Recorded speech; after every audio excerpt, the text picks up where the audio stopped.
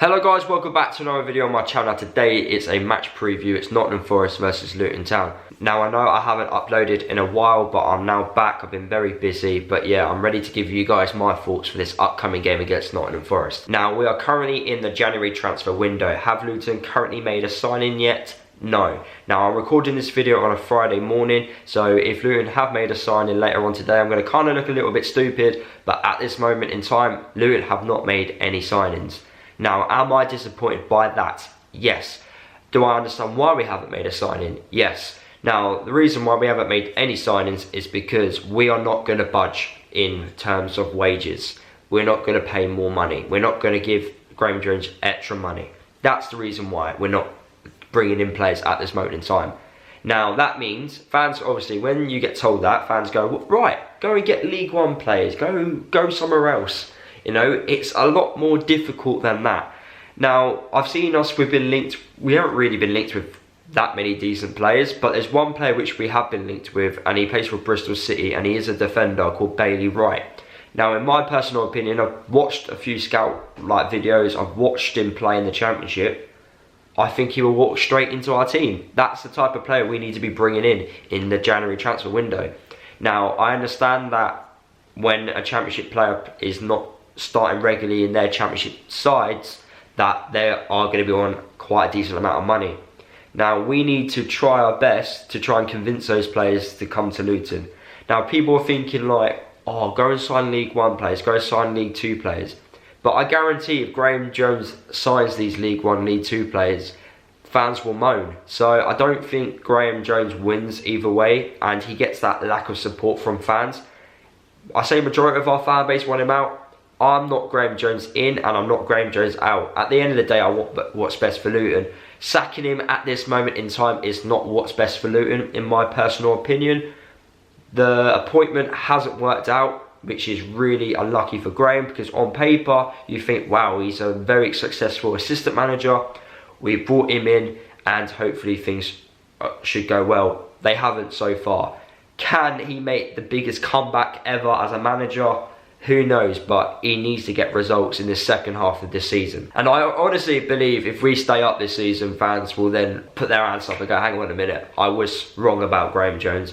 It was other things which were hurting us and costing us during this season. Now, we head into this game against Nottingham Forest on one of our worst ever away records.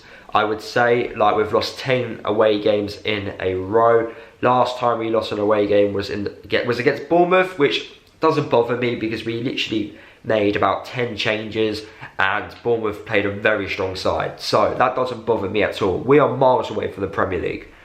But the one which does bother me before that was Millwall away from home, where first half we were very good, second half we tried to defend that lead because we're too scared. During the game we're currently getting that win, and then obviously nerves settle in, game management is poor, and we just lose it. We just completely lose it, and then teams run right on us and score a load of goals. And that's the problem with us this season.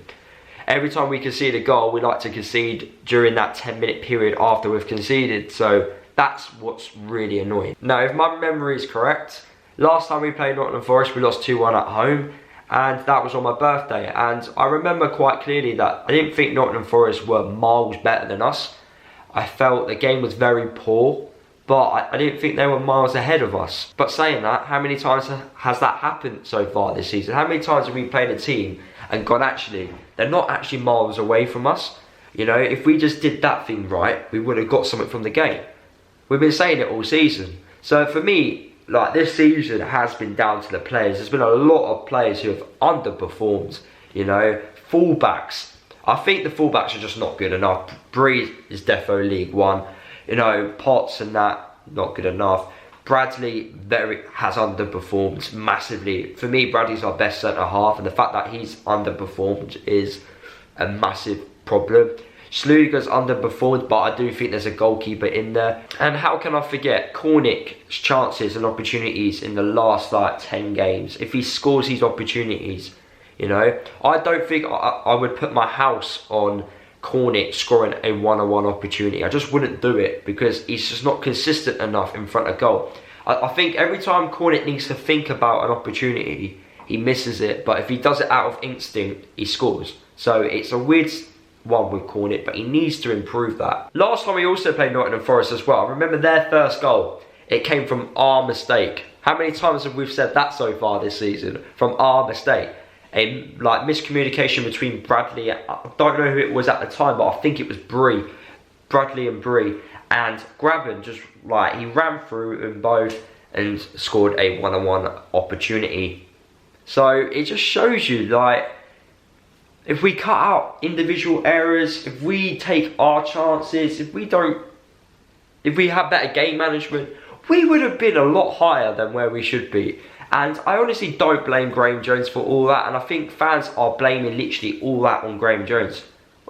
There's only so much a manager can do. Just going to read out a couple of stats out for you guys. Now, Nottingham Forest have conceded 7 goals between the 31st and 45th minute mark, while Luton have conceded 11 goals during that period. We all know that conceding goals is a massive problem for us, as we've only kept 1 clean sheet so far this season. 80% of Forest's last 10 home games have produced over 9.5 corners. We're normally okay from corners, so if Bradley and Pearson can get their head on a few of them, that would be lovely. Luton have trailed at the break 57.1% of their 14 league away games this season. That needs to change for the second half of the season if we're going to stay up. We need to be nicking the odd point away from home and then winning our home games. Because Birmingham City, don't get me started with that. The goals which we conceded were just poor.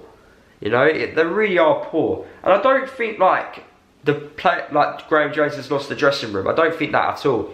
I just don't think the players are good enough, and it's clear as day that they're not good enough. I feel like we need to be playing a system which will protect us a bit better. So for me, playing wingers in front of the fullbacks is a must-have.